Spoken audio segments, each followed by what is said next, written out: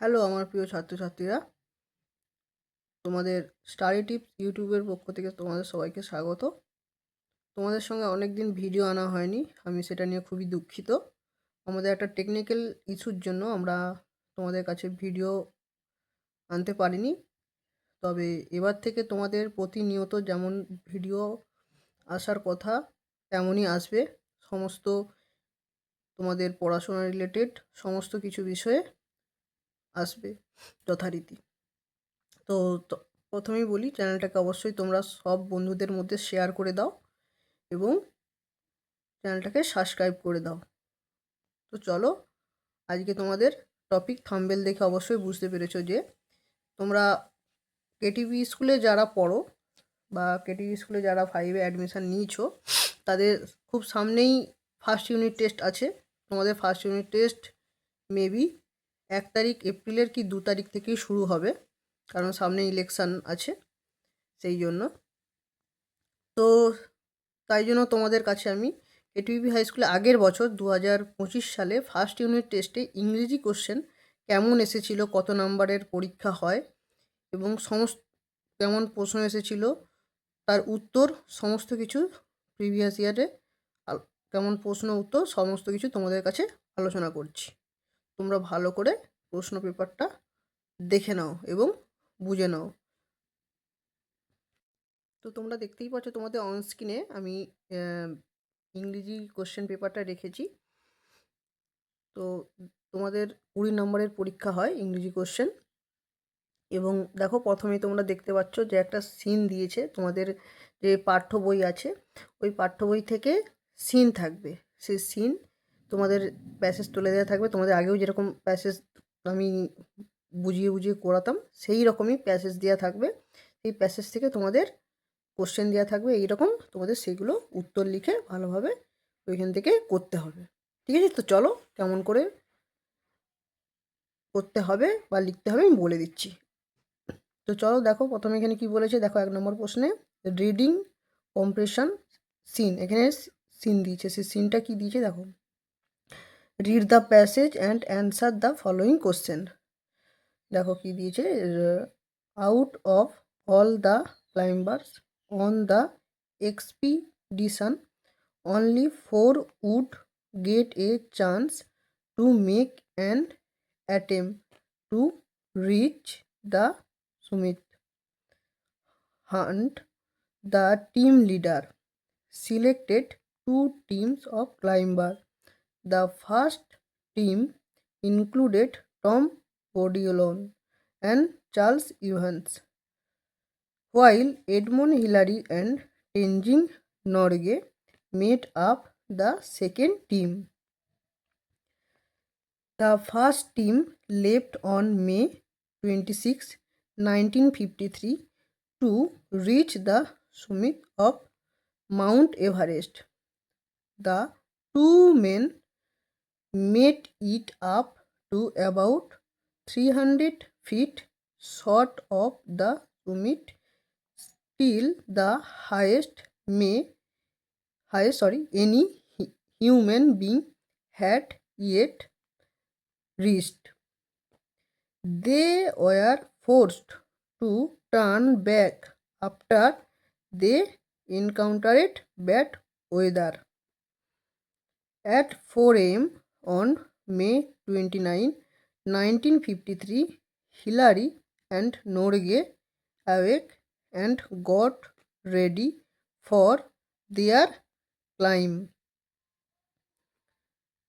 Hillary discovered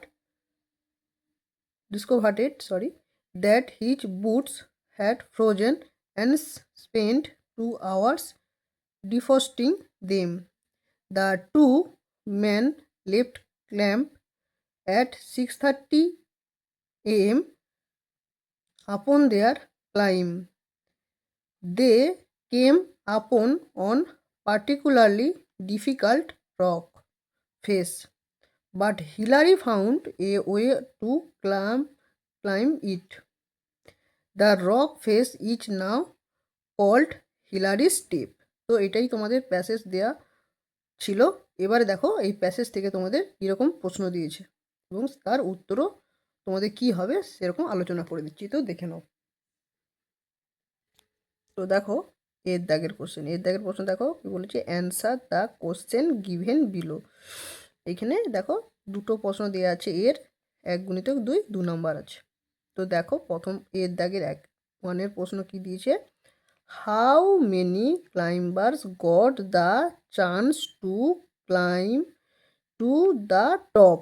দেখো উত্তর কি হবে, 4 climbers got the chance to climb to the top. এই যে এইখান থেকে লিখেছে, দেখো এইখান থেকে এই উত্তরটা হবে, বুঝতে পেরেছো?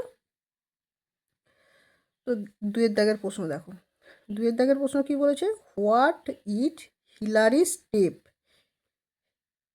এই দেখো এইখান থেকে তোমাদের এই যে হিলারি স্টেপ আছে, তাহলে তোমাকে এইখান থেকে লিখতে হবে। উত্তর কি হবে দেখো আমি বলে দিচ্ছি, আপন দেয়ার ক্লাইম হিলারি অ্যান্ড নোরগে কেম আপন one particularly difficult rock face, but Hillary found a way to climb it. That rock face now called Hillary Space. বুঝতে পারলে? তাহলে এর দাগে 2-এর অ্যান্সার এরকম লিখতে হবে। তো চলো বিয়ের দাগের প্রশ্ন কি বলেছে দেখো, what happened on May 29, 1953? Follow the given sentence and describe. দেখো এই যে এইখানে 4 AM May 29, 1953, যে 4 AM এখানে আছে, এখানে উত্তর হবে দেখো, Hillary and Norgay awake and got ready for their climb. আর 6:30 AM এই যে 6:30 AM আছে, এখান থেকে তোমার দেখে করতে হবে। 6:30 AM কী হবে দেখো উত্তর, Hillary and Norgay left their camp. তাহলে এটা বিয়ের দাগের অ্যান্সার, এটা বলে দিলাম।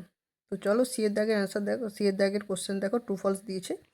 কী বলেছে দেখো, write T for true or F for false statement in given below. False থাকলে তোমাদের এফ লিখতে হবে, ফলস লিখলে হবে না। আর যদি ট্রু হয় তাহলে টি লিখতে হবে। তো দেখো সিয়ের দাগের এরটা, Edmund Hillary and Tenzing Norgay made up the second team. ঠিকই হবে উত্তর, তাহলে ট্রুর জন্য টি হবে।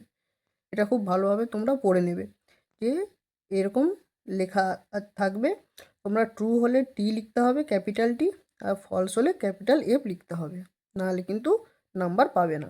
ঠিক আছে, তো পরের প্রশ্নে চলো। দেখো সিয়ের দাগে 2-এর প্রশ্ন কী আছে, Hillary discovered that his coat had frozen. উত্তর ফলস হবে, তো জন্য এফ হয়েছে। সিয়ের দাগে 3-এর উত্তর দেখো, Norgay found a way to climb on one particular difficult rock face. উত্তর এটাও ফলস হবে, বুঝতে পারলে?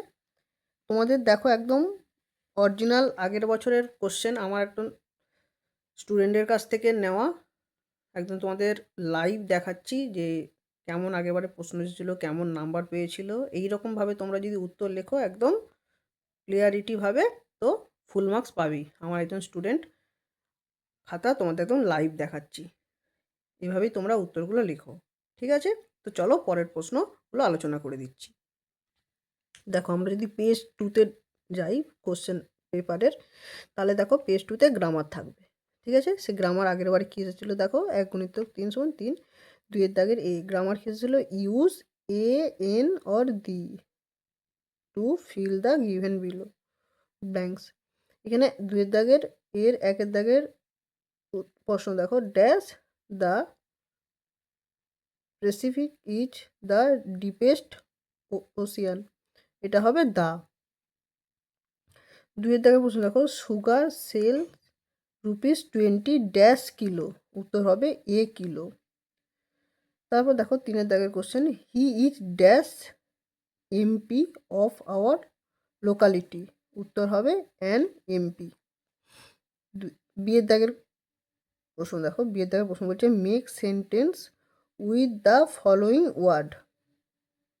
কি দিয়েছে দেখো, স্যাক্রিফাইস দিয়ে মেক সেন্টেন্স কী হবে, আমি আমার মতো করে লিখেছি, তো তোমরা তোমাদের মতো করে যেটা ভালো লাগে সেটা লিখবে। তো দেখো এটা হবে উত্তর, there is no success without sacrifice. স্যাক্রিফাইসে আমি মিক্স সেন্টেন্সটা লিখেছি, তোমরা তোমাদের মতো করে লিখবে। তারপরে দেখো পরেরটা কি মিক্স সেন্টেন্স দিয়েছি, ইকুয়ালিটি। ইকুয়ালিটি কী হয়েছে, ইকুয়ালিটি আমি এটা লিখেছি, equality is important for a fair society. এটা কাটা চিহ্ন নয়, এটা আমার স্টুডেন্ট লেখেনি তাই জন্য কাটা চিহ্ন, এটাই হবে উত্তর, equality is important for a fair society. তো এটা আমি আমার মতো করে মিক্স সেন্টেন্স লিখেছি, এটা তোমরা তোমাদের মতো করে এটা ভালো লাগে সেরকম করে দেবে। তো চলো সি এর দাগের প্রশ্ন দেখো। সি এর দাগের প্রশ্ন কী বলেছে, fill in the blanks using WH word, মানে প্রশ্নবোধক WH word, who, where, what, এগুলো দিয়ে তোমাদের এই ফিল ইন দ্য ব্ল্যাঙ্কস করতে হবে। তো সি এর দাগের এরটা দেখো, সি এর দাগের এরটা, dash will you go in the summer vacation, উত্তর হবে হোয়ার। দুয়েরটা দেখো, dash did you have as your tiffin, উত্তর হবে হোয়াট।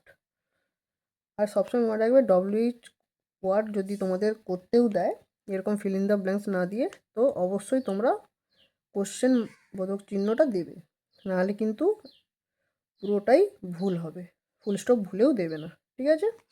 চলো ডিএডটা দেখো। ডিএডটা বলেছে change the singular number into plural form. Plural form করতে হবে সিঙ্গুলার নাম্বারটাকে। কী দিছিল, চেরিজ, উত্তর হবে চেরিজ, ওয়াইটা উঠে IES হবে, বুঝতে পারলে। তারপরে দেখো তিনের দাগের কোশ্চেন। তিনের দাগের প্রশ্ন কী বলেছে দেখো, write 8 sentence about the biography of Sukumar Ray, একটা রাইটিং স্কিল দিয়েছিল। আর একটা দিয়েছিল ওর write a paragraph about your parents, 8 sentence. তো আমার স্টুডেন্ট মাই পেরেন্টস লিখেছে, তোমাদেরকে দেখিয়ে দিচ্ছি একদম অন স্ক্রিনে, তোমরা তোমাদের মতো করে প্র্যাকটিস করে যাবে। প্যারাগ্রাফ, গ্রামার, সিন এইসব থেকেই প্রশ্ন থাকবে, বুঝলে। তোমাদের ক্লাসে যেগুলো করাবে সেগুলো ভালো করে প্র্যাকটিস করে যাবে। এই ছিল প্রশ্ন তোমাদের সঙ্গে যেটা আলোচনা করে দিলাম। তো তোমরা যদি এই রকম আগের বছরের প্রিভিয়াস ইয়ারের কোশ্চেন চাও তো তোমরা জানাবে এখানে, আমরা অবশ্যই কোশ্চেন পেপার তোমাদের সঙ্গে আলোচনা করে দেবো। তো চলো, চ্যানেলটা ভালো লাগলে সাবস্ক্রাইব করো, পরের ভিডিওতে দেখা হচ্ছে।